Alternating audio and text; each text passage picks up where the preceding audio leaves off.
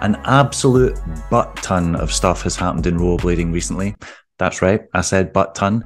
We've had skate leaks, skate releases, product releases, video releases, Spring Cup, people leaving teams, people joining teams. So let's get into it. First off, I want to talk about Jumbo. If you don't know what Jumbo is, if you remember the Ant Medina video, Candy, or the other Ant Medina video, Ends, it's the same crew, but they've now got a kind of YouTube video series going where they show you what it's like to hang about with them in sessions. They offer trick tips. They've got DIY skate spot kind of like hints and ideas and just guidance on how to do it, and it's absolutely awesome.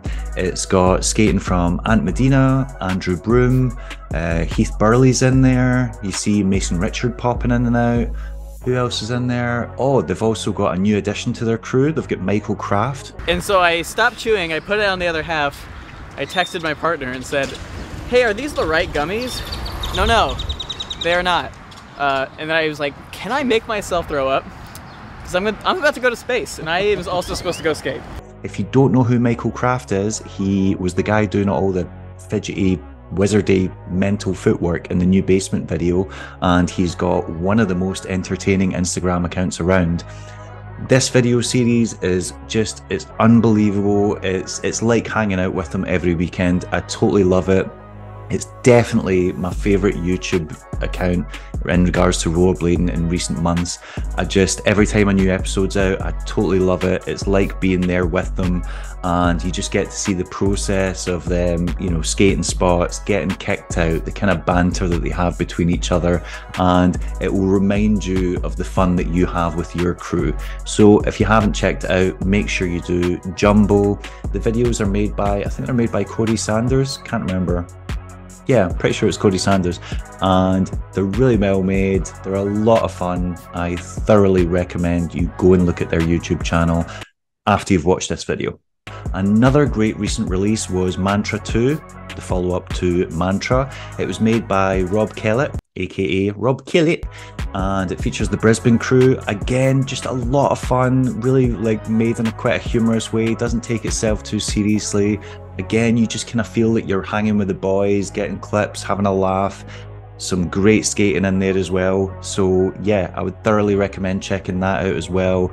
I've watched it at least 2 or 3 times now. It's just one of those feel-good skate videos, doesn't take itself too seriously, isn't too pretentious, and yeah, it's just a lot of fun. I'm sure you'll enjoy it. We've also got another new video from Ivan Nares. I feel like he only just released the Joe Atkinson video, and Ivan doesn't really put out videos that much. He like takes his time, does a stellar job on them, and then when they come out, they're just mind-blowing. He's got a new one out called Bunkers, which features Cameron Talbot, and Cameron has been one of my favorites to watch ever since he was on Valo and had short, spiky blonde hair. He's been on rollerblade for years now. He utterly kills it in this. You will recognize some of the spots. They've featured in a number of Valo videos over the years. They've also featured in any kind of videos that feature the Juice Sucka Foos crew, JSF. God, that's Juice Sucka Foos. That's really hard to say. I'm just gonna say JSF. It doesn't look that friendly to skate. It looks quite rough. Looks like it would tear the absolute arse out your jeans if you fell on it. And the way Cameron navigates it is just really impressive. It looks like he finds it really easy to skate, which if you've ever skated a spot like that that's really crusty and old and just a bit raggedy, you'll know that that's not the case. Some of the tricks he definitely makes look safer than they are. This first combo that he does where he drops off the end, he makes it look like quite a straightforward maneuver, but if that goes wrong at any stage, you're dropping from quite a height.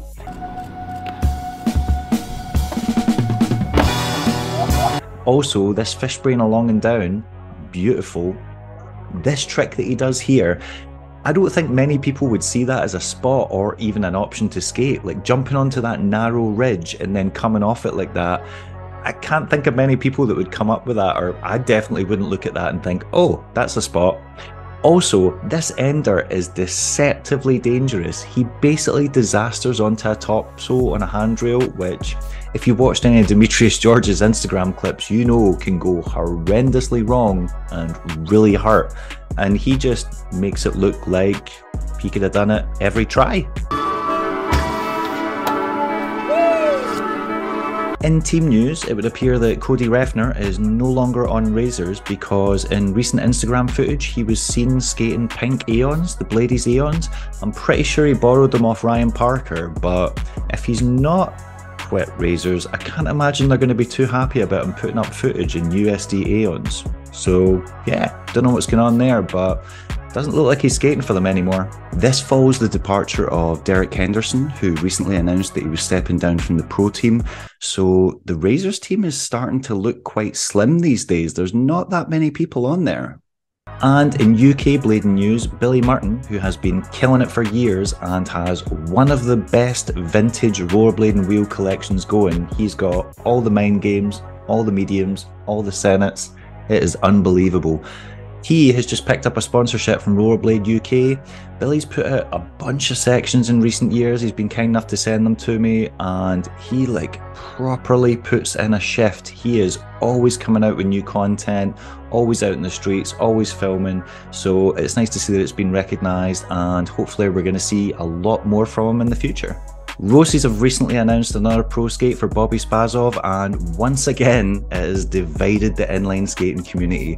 His last skate that came out, it looked very similar to a Valo in terms of having the skin on the M12, not a fifth element, as Biz pointed out. I'm guessing it's a skin fifth element again. Am I right, Future Biz? And it looks like this latest release has pissed people off once again. I find it really funny that people are getting angry that a brand is bringing out a pro skate for one of their pro team riders. Now, admittedly, I don't really like how the skate looks. The only thing I really like about the skate is the fact there's the pink sole plate. I think that looks pretty cool. The actual skin on it itself, yeah, it does look kind of bowling shoe-esque. I'm not really too keen on it. But the backlash that it's received, I think, is a little bit unfair. Now, I've made fun of Roces in the past. I'll probably make fun of Roces again in the future, but in this case, I do think it is a bit undeserved. Tom Moyes made an entire video slagging them off and then got a little bit defensive when there was a suggestion that he might be biased against the brand. I know a load of people will mindlessly brand what I say to just try and shoo it away and try and ignore what's really obvious. Tom, I'm sorry, you've made several videos slagging them off, you even made fun of them for being in debt, and the amount of times you've taken stabs at Bobby over the years in your videos is unreal, so don't play innocent.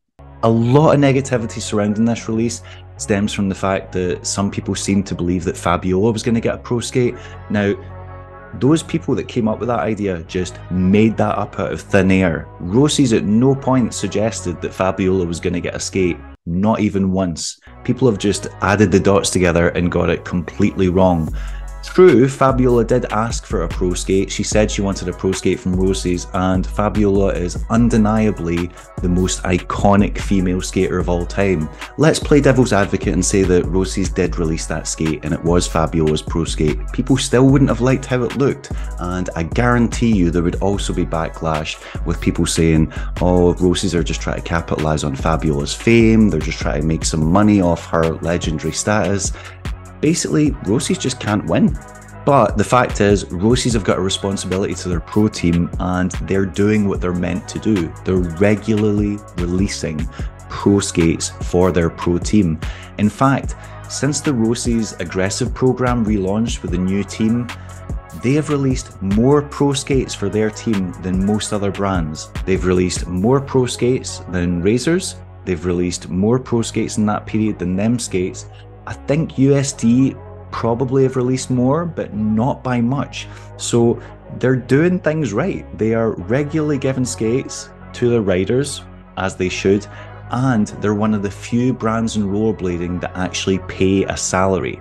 I know for a fact that Roces are one of less than 5 brands in the entire blading industry that pay their pro team a salary and a travel budget.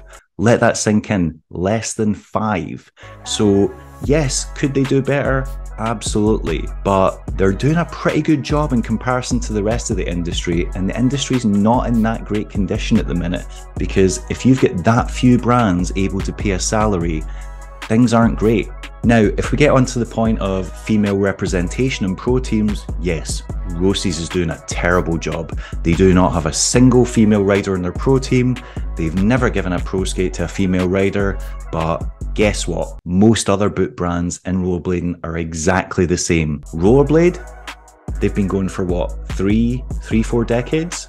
Never released a pro skate for a female rider. Had very few female riders on their pro team. In fact, I don't think they've got a single female on their pro team right now. Trigger, Seba, never released a pro skate for a female. Them skates hook up a few female riders, but they've never officially announced a female pro rider, and they've never given a pro skate to a female. Also, that's not new for John. If you go back to Valo, there wasn't a single female on the Valo pro team. No Valo pro skates for females either.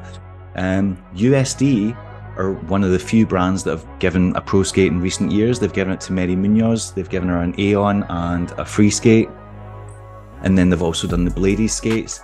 Razors have released the Loca, but none of the money goes to any women. They've released a Blady skate, which they will get, a little royalties possibly, but they haven't had a female pro skate since the Jenna Downing, which came out, over a decade ago. They've got no females in their pro team either. So yes, Rosie's aren't doing a great job when it comes to female representation, 100%. But if you're gonna hold them accountable, you have to hold other brands accountable as well. You can't just be like, oh, Rosie's are villains, they suck at this, and then not acknowledge the fact that no other brand does a great job at it either.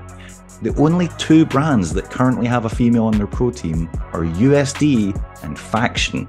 And Faction are basically the newcomers of the industry. How come they're managing to do it, but no other brands are? China Wirestall, slept on for years. Now Faction are finally giving her a chance. Other brands have hooked her up, but they've never officially put her on the team. Then you've got Chihiro Azuma, who is excellent, does a brilliant job of promoting them skates. They've never officially announced her on the team. She's never had an introduction section on them skates. She's not had a pro skate yet. If you're gonna slag off Rosie's and say Rosie's give Fabiola a skate, them skates give Chihiro a skate. Speaking of product releases that didn't go down so well, remember in a recent video where I was kind of taking shots at James Drive? James Drive are currently working on a buckle, although they have been working on it for quite some time now because the brand was first introduced almost a year ago and they're still not out yet. Well, the customer feedback is in and it is not looking good for this new company.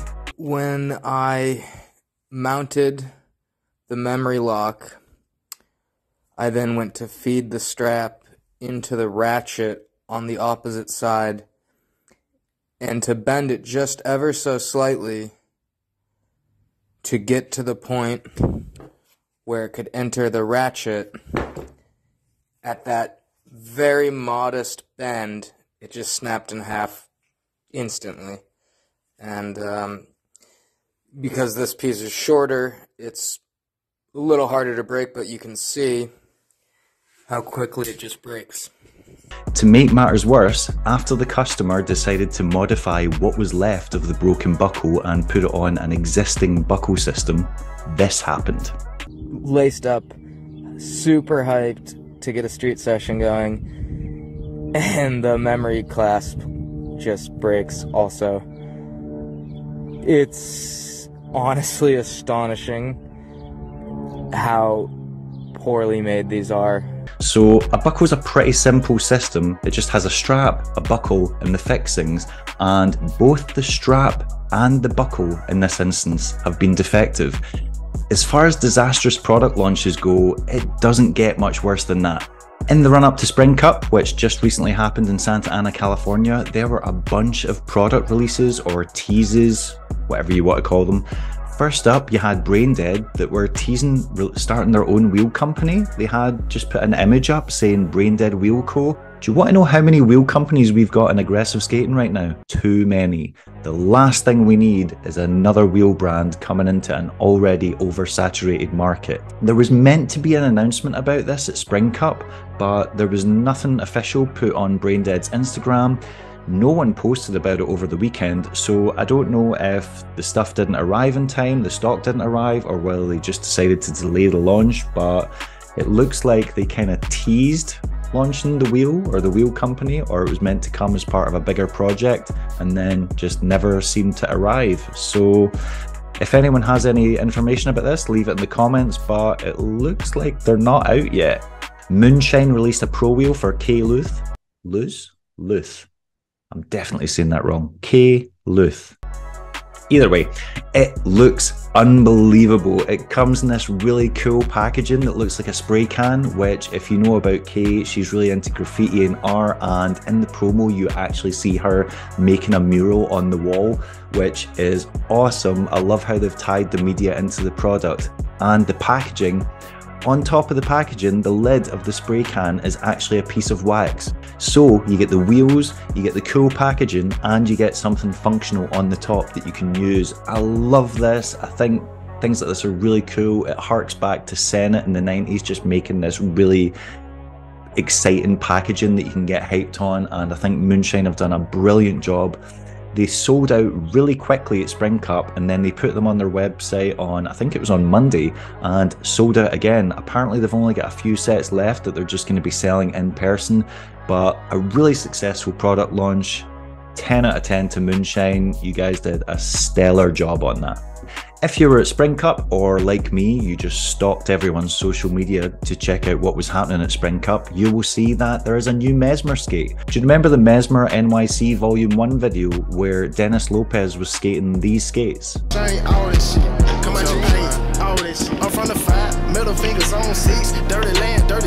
And then, do you remember the episode of Platform Podcast with Billy O'Neill where he said he wasn't releasing that skate? We got a couple of samples. Okay. Some different ideas, but the sample that you may or may not have seen is not what we're going with. Well, it turns out he was only partially telling the truth, because they're not releasing an all-white Mesmer, but they are releasing a white Mesmer with grey accents, or grey sole plate. The sole plate looks amazing. It's got the cool Mesmer logo on the bottom with like the swirls on it, which... why more brands haven't cottoned on to this, I have no idea. Them Skates did it with their Braindead collab, but I feel like this is a trend that other brands are definitely going to adopt, because there's a whole lot of potential there to do some really interesting stuff. The skate looks beautiful. It's got the white with the grey. Great addition to Mesmer's collection so far. They've got the John Bellino skate, they've got the Dominic Bruce skate, and now they've got this team skate coming out. I really hope it sells well. I love what Mesmer are doing. They've picked up a new AM from California, whose name I've completely forgotten, but I'm going to show on the screen now. And I just love the way they're going with the brand. I think Billy is doing a really good job, along with help from Mark Moreno and John Bellino. And yeah, wish those guys the best. The guys over at Faction have been incredibly busy recently. They're prepping a Cameron Card Pro Skate, which should be coming out soon. There's already images of it available online because they've been showing it at trade show booths. Apparently they're also going to be bringing out a plastic boot this year, and there's a rumor that it's going to be out round about summer some point, and they've just teased this image which looks like it's a new sole plate. Considering like Faction have not been going that long, they are putting in a hell of a lot of work, releasing a bunch of products. We just need to see that China Wirestall Pro Skate though. In other news, Seba also announced that CJ Wellsmore is getting another Pro Skate. This one is all white, which seems to be a trend this year. CJ is so utterly deserving. He is the ultimate showman.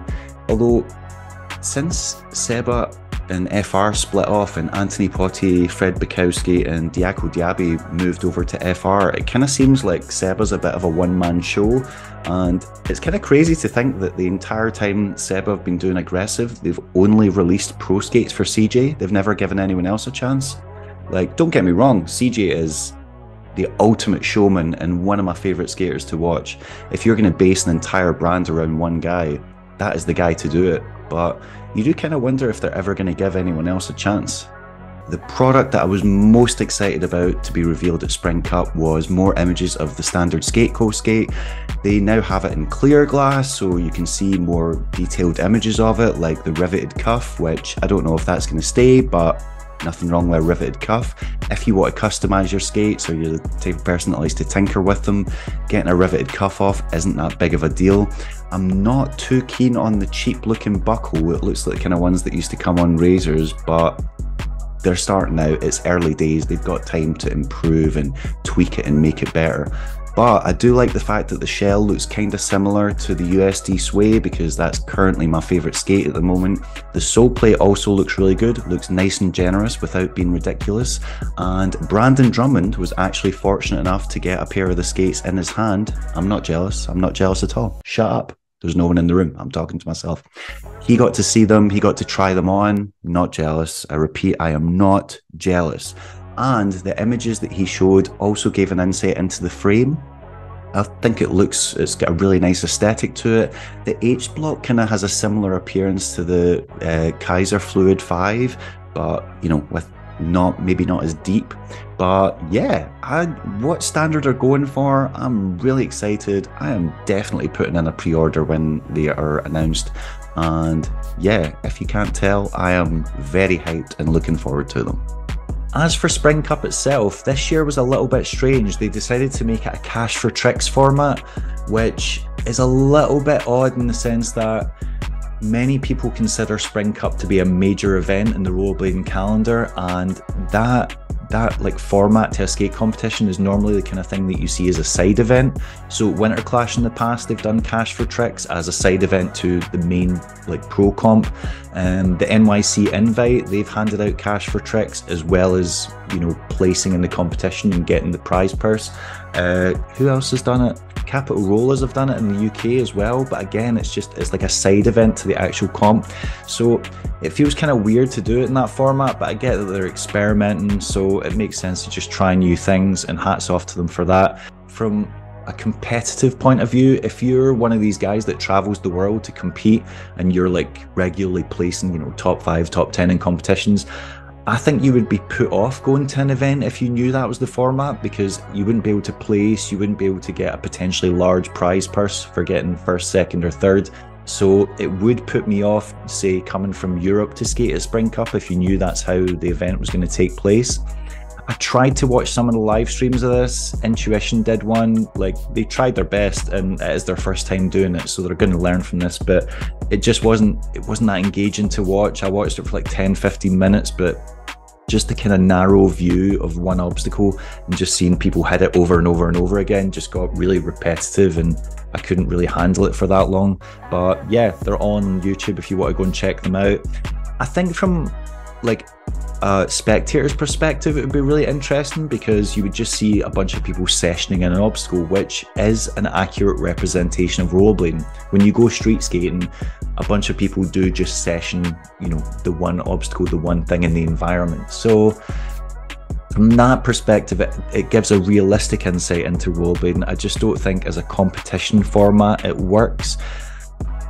The way I look at Spring Cup is, I don't look at it as a major competition. I don't look at it like John Bellino was voted MVP, and I don't think John Bellino would consider it the same as winning the NYC Invite or winning Motor City Showdown, for example, or another major contest. It just doesn't have that kind of feel to it. It feels a lot less formal in that sense. But I would consider Spring Cup to be a major event in terms of its cultural significance. So you have the trade shows, you have the video premieres, you have the bands playing, you have the side events. From that perspective, I think it's a major cultural event in rollerblading, but I wouldn't class it as a major competition. Although it was really cool that they got the Guinness Book of Records there to do, I think it was high jump and limbo, but we didn't actually find out if anyone got a Guinness World Record. I saw that there was quads and inlines doing it, so maybe a quad skater got one, but yeah. Anyone know if there was actually a Guinness World Record set the other weekend at Spring Cup? Anyone? There was also a bit of controversy at the weekend. A bunch of people got in contact with me about this and they weren't that happy. Basically, you had to pay for a band to skate on the obstacles or skate the course. And I think the band was, I think it was like $30. So people paid for the band and then it wasn't really strictly policed. So they'd find that they'd paid to go on the course and then there was a bunch of people skating on the course without bands, because when the course is on a street, anyone can just kind of wander in and out. And if there's not a lot of people monitoring it or, you know, security or whatever, you can kind of just blag your way on and get away with it and just hope that no one pulls you up on it. So a bunch of these people that had paid for the bands basically felt as if they'd wasted their money to skate the course when they could have just skated it for free. I understand why the competition did this. Obviously they need to try and recoup some of the money. Running competitions is rarely profitable. In fact, more often than not, you lose money. But I would like to see them kind of police it or monitor it better so that some people don't feel as if they've been hard done by, essentially. On a more positive note though, one excellent thing happened this weekend at Spring Cup. There was a Hoax 2 reunion. They had Brooke Howard-Smith there, Arlo Eisenberg, B Love. They watched Hoax 2 and then answered a bunch of questions on it. The Drug Receipts YouTube has got the video online so you can watch the entire experience like you're there. Brooke Howard-Smith got up and was playing songs, you know, just like he used to do in the heyday with his acoustic guitar. So as a massive grom like myself from the 90s, that's just a brilliant experience. I love that Spring Cup put that on. Whoever organised that, genius, love it. I would love to see more events like that at blading competitions. It reminds me of Winter Clash and just all the kind of side events they have, like the panels and the video premieres and all that kind of stuff that just makes the skate competition a more immersive experience for people who, you know, are maybe not going to place in the competition or don't even want to skate competitions. They want to have a cultural event. So love that. In other competition news, I want to give a massive shout out to Zach Savage. He skated phenomenally at Bitter Cold Showdown earlier this year, and he's just won the Crowder Power contest with some incredibly fancy footwork. I think it's going to be a big year for Zach. He just seems to have some momentum and be on a bit of a tear. I recently had him on Platform Podcast. I will put a link in the description below, so check that out if you haven't already. Here's something I'm pleasantly surprised to say in 2023. Randy Spicer has a new street section out. I feel like his section for Dead Wheels only just came out, but he's teamed up with Coda Holt. They are going back to back in California, skating a bunch of street spots together, and it has ignited the excitement of my inner teenage grom 100%. It is awesome to see him still absolutely killing it on street. They skate a bunch of classic 90s spots that you'll remember from your favorite videos if you skated during that era.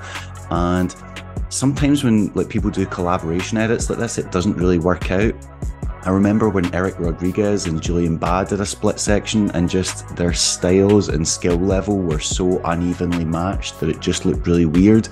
But Randy Spicer and Coda Holt's skating style just both kind of seem to complement each other. It looks really natural seeing them skating together, and it's just awesome to see Randy still killing it. My inner 16-year-old was just overjoyed. There is no question that Roadhouse has still got it. I love how when he comes off this kink rail at the end, he almost skates into the side of a police car. Also, this drop rail that he does at the end is significantly high. I know the drop is onto grass, but that is still quite a height, so fair play, Randy. And all that leaves me to talk about is Mikhail Wietzman turning pro for USD. I was sure his pro skate was going to get announced at Spring Cup. In fact, a few people led me to believe that. He's definitely getting a pro skate this year, I'm certain of it. A bunch of people have told me from Powerslide and USD it's meant to be a sway. I don't know what the colorway is yet. People thought it was the grey one he was skating. That's the upcoming team skate that's coming out. It's going to be grey. But congratulations to Michael for turning pro for USD. He brought a pro introduction out, which I really liked. I thought it was really stylish, and he had some really interesting maneuvers in there. I liked the wizard skating that he had at the start. This 270 front backslide was chef's kisses. I also love this true spin Soyal drag through where he just kind of drags the backslide foot out.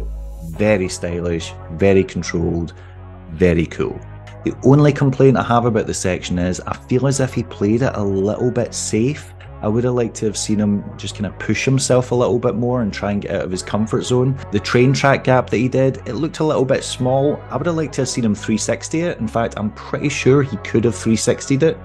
Also, the Royale that he does on the down ledge, the down ledge is kind of short and it kind of looks like just something he did first attempt. I would have liked to see him, I don't know, drop a kind grind or something a little bit more technical down it.